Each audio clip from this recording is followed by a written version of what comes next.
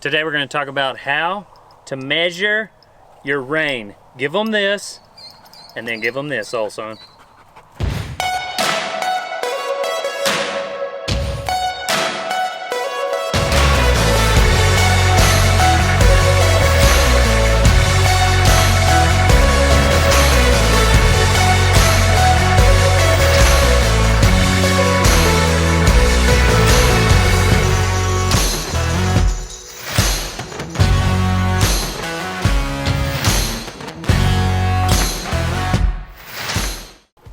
Welcome, ladies and gentlemen. DB is about to spur the bronc. I'm telling y'all, Boone is a bronc, old son. I'm going to teach you how to measure your bronc rein and then take it. But don't worry, you're not going to have to ever get on a bronc like Boone. There's 3 places that you can take this rein on a halter. Well, 2 on the halter. In the bottom, right here. All right, or the throat latch, and the 3rd place is around his neck. Not normally the case at amateur rodeos or PRCA, ever the case actually, because it's against the rules. Heyo, kind of like dating Donnie's mom. And but for some of you ranch bronc riders, guys will tell you to, a stock contractor may tell you to take it around the neck. That probably means it's a colt and he's never had anything on his head, so do what he says. The only thing different about that is, you know, it's not gonna be moving a lot during the ride, which isn't necessarily a bad thing. So I've taken the rein around the neck a lot in the practice pen. How to measure your bronc rein. I'm gonna keep it 90, just like I do in the bull riding. Okay? Hopefully Boone doesn't get spur Brisby. You wanna tie your halter on. They will fall off. That is not a joke, it has happened. Did I still ride? Of course I did. Deal Brisby, okay? I keeps it 90, and I keeps it real. That's why I'm teaching you guys this stuff. I'm so honest you can shoot dice with me over the phone. Boom, 7, you lost. DB wins again, no surprise. Moving on, we got this sucker tied on because it will come off. Now, I need somebody to hold his head straight. Tristan! Gotta get a bull rider. Bareback riders, they're already on to the next one. Now, sorry I got 2 steps ahead of you. We gotta measure his eye. We gotta get an eye measurement. Let's say I got plenty of time, so I'm gonna take this rein around. Boom! Oh, I've already got it right here. Now I'm gonna tie a piece of his mane right there at that where his eye measurement is. These horses have natural averages, okay? Kind of like Donnie. He's just naturally average, all right? DB's extraordinary. Now, when you go to measure your bronc rein, you want somebody to hold his head straight, because hopefully that's the way he's gonna buck. But if he doesn't, you can't plan for that anyhow. You just adjust, boy up. Your bronc saddle should be pulled tight when you measure it. G-bar G gold, because that's what I'm gonna win. Tristan, if you would, hold his head straight. Put your hand open on the back of your swells, and then whichever direction he's going, if he's out of a right-hand delivery, then it would be the opposite, whatever, you understand. And if you don't, then probably don't need to be riding broncs anyway. Here we go. I'm gonna hold this hand stays stationary. I'm gonna pull my rein through that hand. Now, when I get it tight, then I'm gonna let off. Do you see him come back? Sometimes a colt, he ain't gonna let you pull that hard. That's really close to that eye measurement. See that, how that average is real?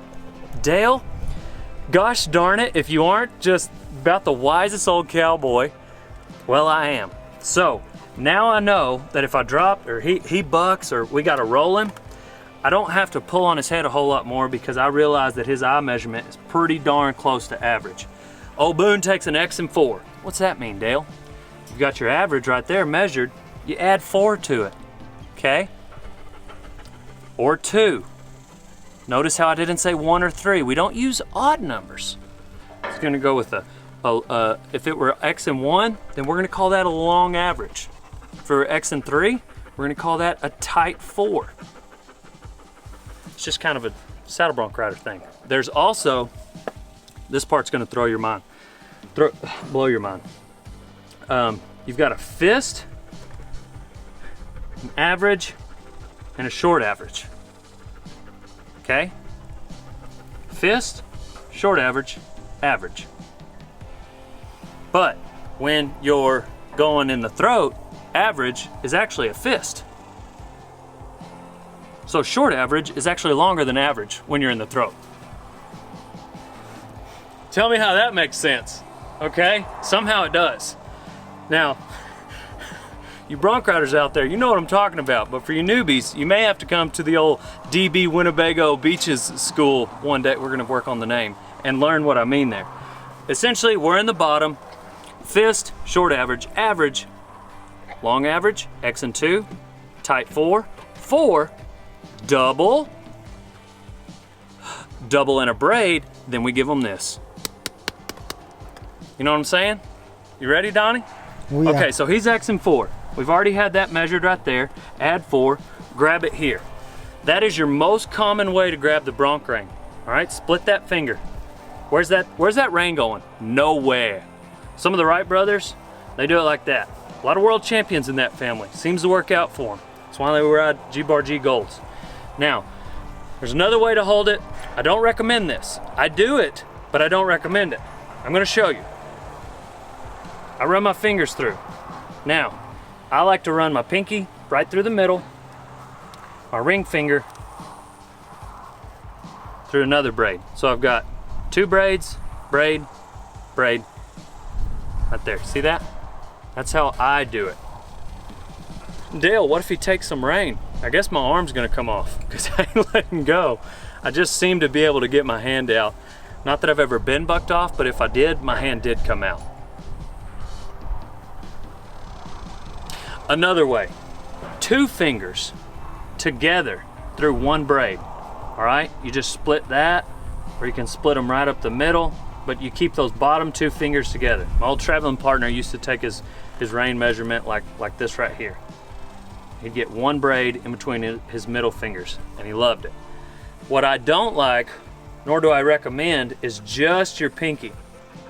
And what you can do is run that braid up, so then if he does take something from you, it will eventually stop. Just a little hack there. Just a little hack for your hack. Hack rein. A little hack for your hack. Hacks for your hacks. That's what we're gonna call this video, Donnie. So, after you grab a hold to that old rein right there, another quick little hack for your hack is using leather. You have the same leather string that you tie and retie so you don't have to pull out their mane. Then all of a sudden they look like Boone, they ain't got no mane. Because he's such a bronc and everybody rides him as, I get on him so many times.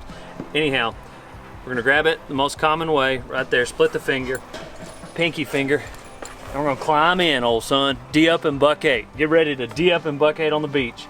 Now you can still use this hand for doing a little bit of branching as you're getting on. Slide and ride, get your feet back. Toes north and south and not east and west. You're not ready for that. Get that old gooch flex right there. Right here, I'm just got a little bit of lift, and then my man slapping him out should be keeping him looking right there. Depending on your horse, you've been watching him this whole time. Treat him all like a bronc, but you know if you can at least just get ready to lift.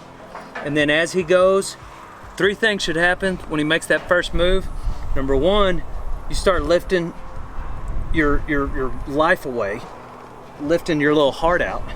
You set your mark out, and the flank gets pulled. None of that happens just when the gate opens. It's got to happen as he moves, okay? Set your mark out too early, and then he doesn't want to turn into a spur. We're getting away from reins. Get your rein measurement, get it reined, get it marked, and keep it 90, old son. Did I get it all, Donnie? Oh yeah. I feel like I did. Felt good. Felt real good. Yeah, I feel like I need to just buck out Boone on the beach. Busting broncs and honky tonk. We don't have a pickup man, and he's so bronky. I'll pick you up in the Can-Am. We'll save it. We'll save it. How much you got added? I mean, I got $5 in my pocket. Not enough. Not enough. Thanks for watching this episode of Just Rodeoing with Dale Brisby. Please, in the comments, tell us what you'd like to learn next.